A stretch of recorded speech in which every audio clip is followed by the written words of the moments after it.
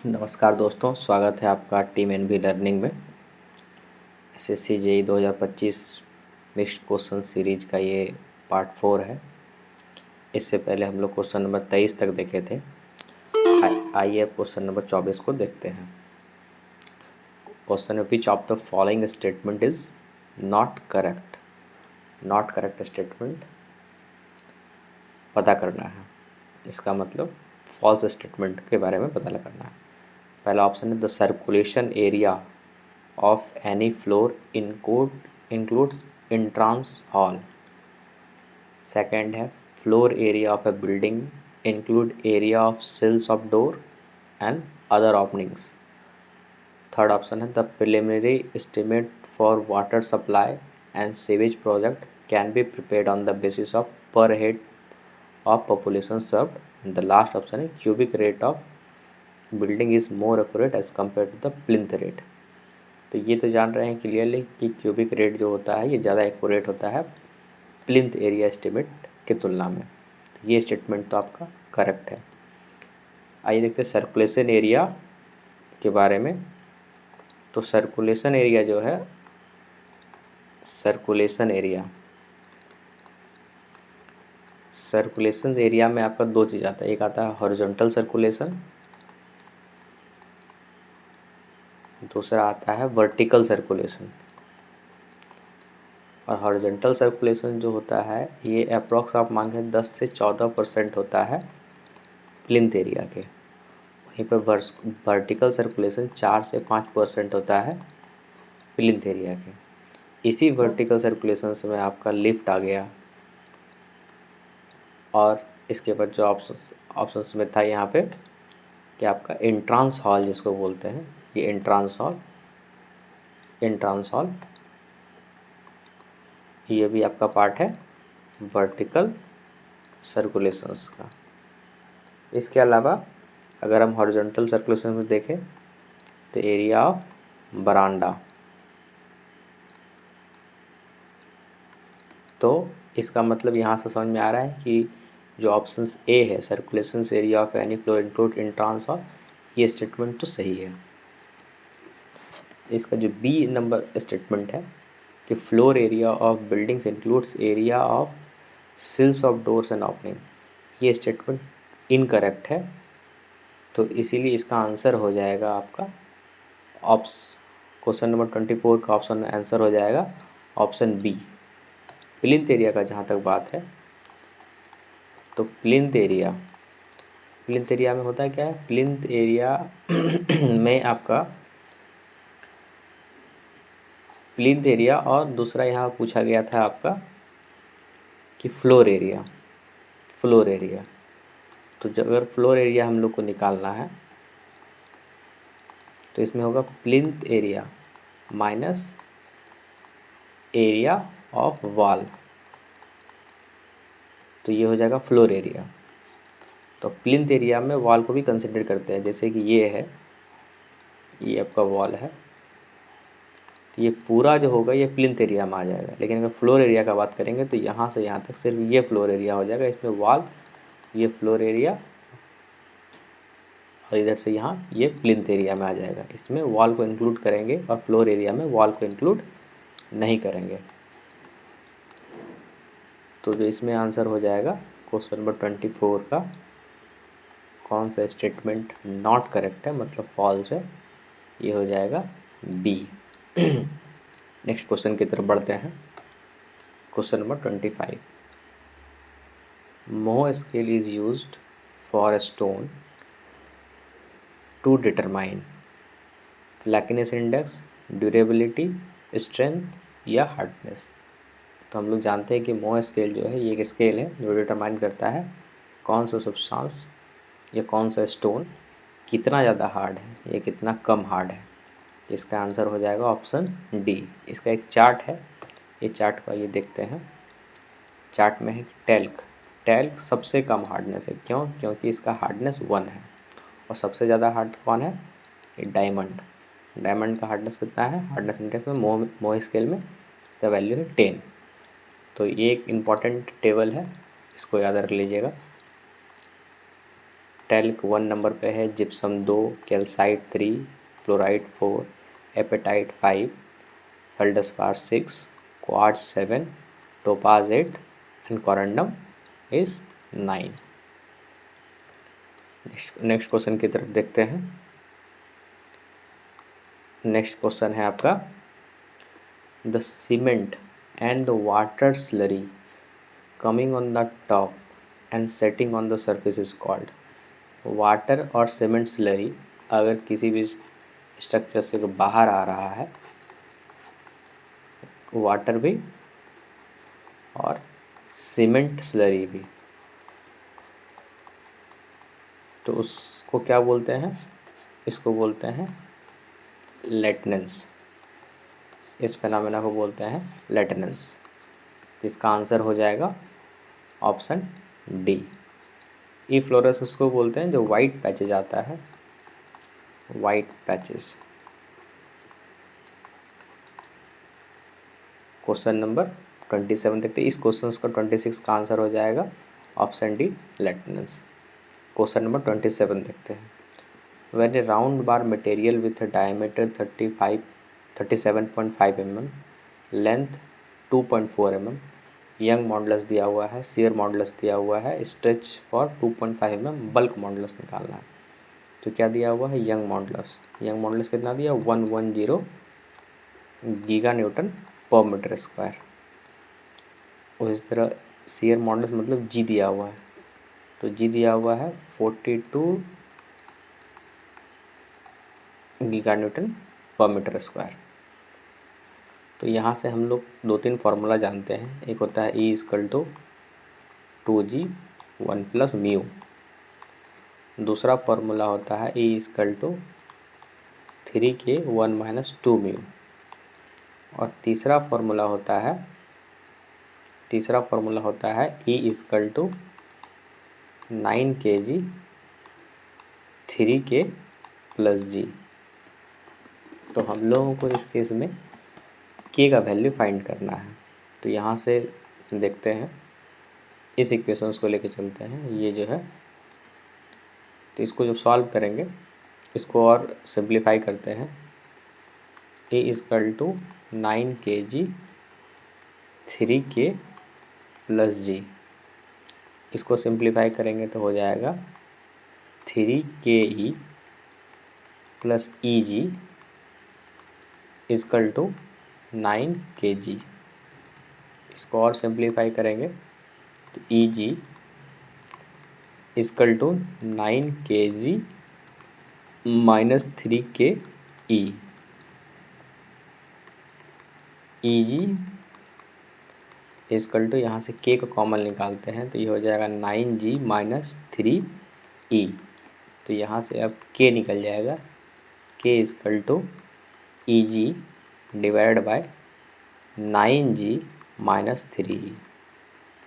अब वैल्यू जो है वो रख देते हैं। ये है 110, G का वैल्यू है 42, 9G का वैल्यू है 11, G का वैल्यू है 42 और 3E 3 इंटू 110।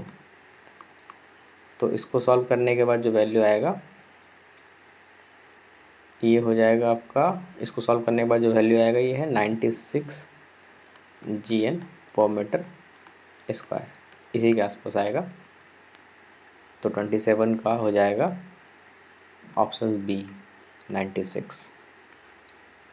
इसमें 3 फार्मूला है जो बहुत इम्पोर्टेंट है, पहला, दूसरा और एक तीसरा। और ये दोनों फार्मूला को इस्तेमाल करके हम लोग म्यू भी निकाल सकते हैं।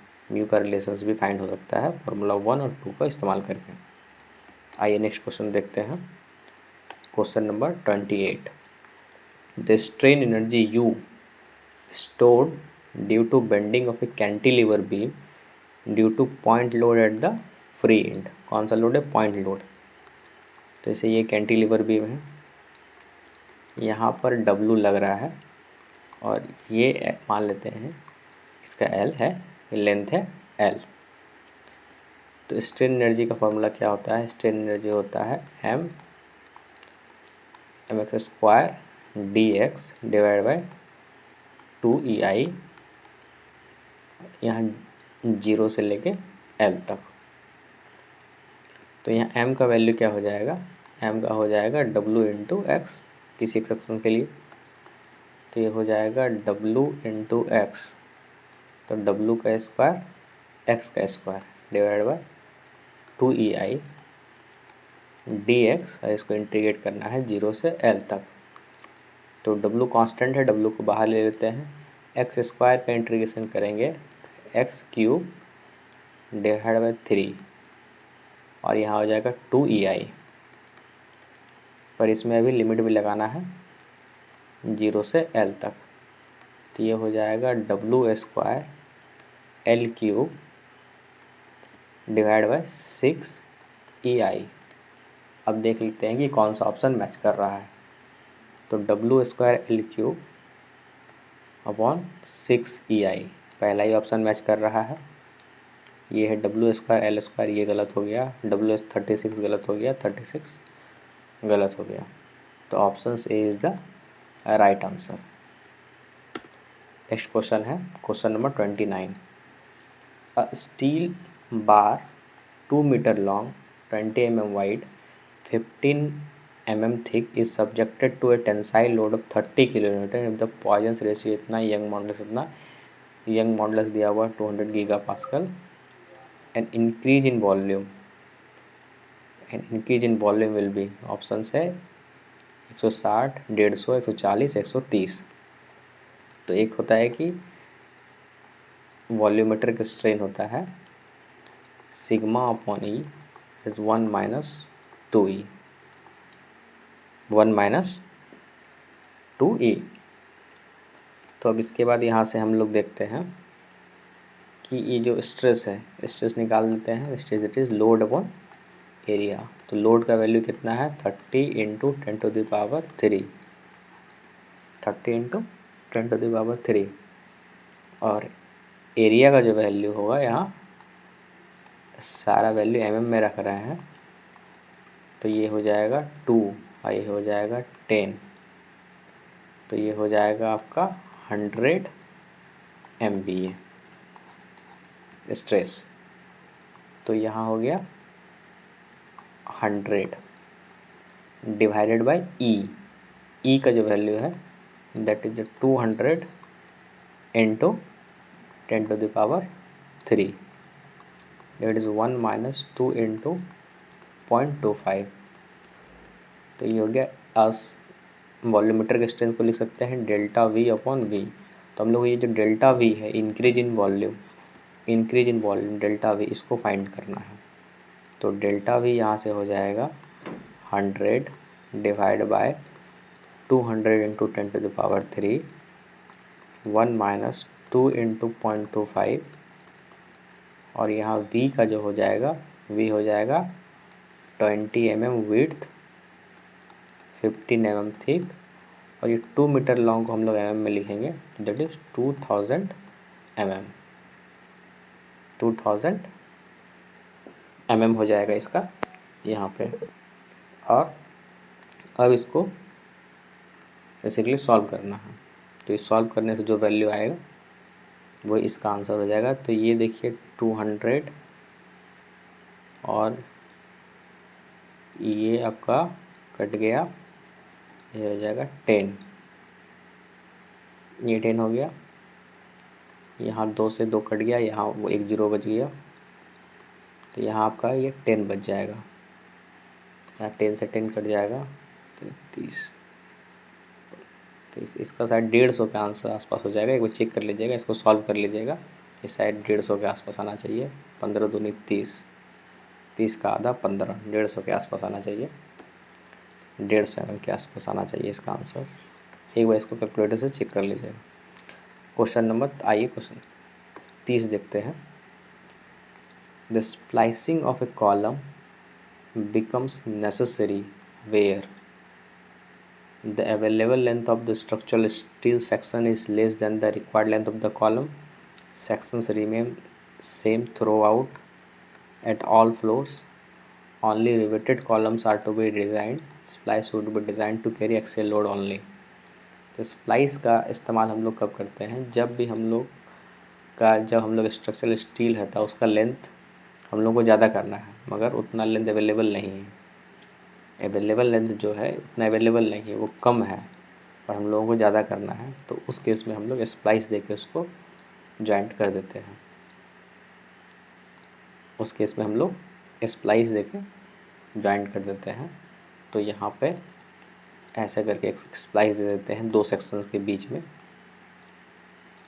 तो ये लेंथ जो होता है स्ट्रक्चरल मेंबर का वो आपका इंक्रीज कर जाता है। तो इसीलिए ऑप्शन जो है ए जो है ये इसका करेक्ट होगा। The available length of the structural steel is less. जब अवेलेबल कम रहता है लेंथ किसी भी स्ट्रक्चरल मेंबर का और हमको रिक्वायर्ड है ज़्यादा, तो उस केस में हम लोग कॉलम स्प्लाइसिंग का इस्तेमाल करते हैं दोनों मेंबर को जोड़ने के लिए। इसका राइट आंसर हो जाएगा ए। नेक्स्ट क्वेश्चन है the Persian wheel. A Persian wheel with average discharge of 230 liter per minute irrigate 1 hectare wheat crop in 50 hours. The average depth. इसमें क्या निकालना है, एवरेज डेप्थ निकालना है। ये आपको डिस्चार्ज दिया हुआ है, क्यू दिया हुआ है 230 लीटर पर मिनट, और आपका टाइम दिया हुआ है 50 आवर्स। तो एवरेज डेप्थ जब निकालना है, जब भी एवरेज डेप्थ निकालना है, एवरेज डेप्थ, तो दैट इज़ वॉल्यूम अपॉन, इसको यूनिट से भी सॉल्व कर सकते हैं, वॉल्यूम अपॉन एरिया। यहाँ देखिए वॉल्यूम का यूनिट होता है मीटर क्यूब, और यहाँ एरिया का यूनिट हो जाएगा मीटर स्क्वायर, तो ये कट के हो जाएगा 1 मीटर बच जाएगा, और डेप्थ का यूनिट मीटर। तो एरिया तो हम लोगों को दिया हुआ है दैट इज़ 1 हेक्टेयर, मतलब 10⁴ मीटर स्क्वायर। हम लोग को वॉल्यूम फाइंड करना है।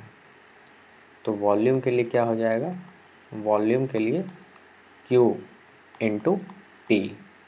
क्यू का यूनिट क्या हो गया, मीटर क्यूब पर सेकेंड, और यहाँ सेकेंड कट गया, मीटर क्यूब, और वॉल्यूम का यूनिट मीटर क्यूब होता है। यूनिट से सॉल्व हो सकता है। क्यू जो है, क्यू यहाँ कितना दिया हुआ 230 लीटर पर मिनट, और यहाँ टाइम दिया हुआ है 50 आवर्स। तो आवर्स को 60 से इंटू करेंगे तो ये हो जाएगा मिनट में। तो मिनट से मिनट कैंसिल, तो अब मिनट से मिनट कैंसिल हो गया। अब 230 लीटर को आपको मीटर क्यूब में चेंज करना होगा। तो 230 into 10⁻³ metre cube into 50 into 60। तो ये जीरो से ये कैंसिल, 4×5 = 30। तो ये 30 इंटू 23, तो 23 इंटू 3 696, तो ये हो जाएगा 690 मीटर क्यूब वॉल्यूम। तो यहाँ हो जाएगा 690 मीटर क्यूब वॉल्यूम। ठीक है, तो यहाँ से इसका आंसर आ जाएगा 6.9 सेंटीमीटर अप्रॉक्स, ये आ जाएगा 7 सेंटीमीटर के आसपास। तो 7 centimetre, D is the right answer.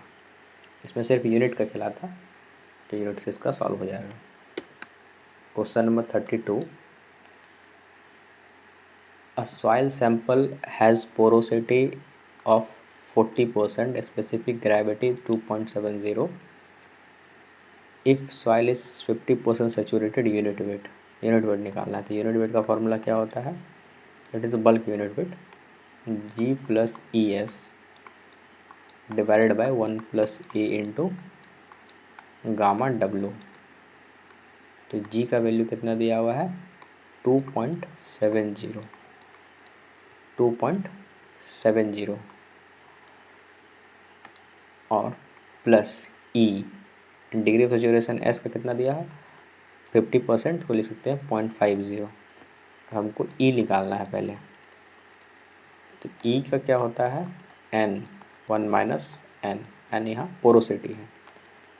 तो ये पोरोसिटी कितना है 0.40 divided by 1 - 0.40, that is 0.40 divide by 0.60। Decimal ये हो जाएगा 2/3। तो यहाँ लिख सकते हैं दैट इज़ 2/3 और यहाँ 2/3 और इसको अप्रॉक्स हम लोग मान लेते हैं गामा डब्लू 10 होगा। तो ये हो जाएगा आपका 2.70 प्लस, इसको सॉल्व कीजिएगा तो ये हो जाएगा आपका जाके ये अगर 2/3 दैट इज़ 1/3, 1/3 तो 1/3 को लिख सकते हैं हम लोग 0.3 और यहाँ हो जाएगा 3 टू 5 इंटू, तो ये आपका हो गया था 0.5, तो 0.5 divide by 2/3 and that is 1/6 that is 1/3 तो 1/3 को 0.33 लिख सकते हैं और ये वैल्यू 0.33 होने के बाद ये एलसीएम लिया यहाँ से तो 3 2 5 और ऊपर चल गया 3 इंटू 10, तो ये आपका जो हो गया ये हो गया आपका जा करके 2.7 ऑलमोस्ट 3 और ये हो गया 2, ये हो गया ये हो जाएगा आपका ऑलमोस्ट 3, ये पूरा वैल्यू 3 इंटू 2, तो ये हो जाएगा आपका 18 kilo newton per metre cube. 18 kilo newton per metre cube. तो इसका आंसर हो जाएगा आपका जा करके option C is the right answer, 18 kilo newton per metre cube. तो ये क्वेश्चन नंबर 32 था। Thank you.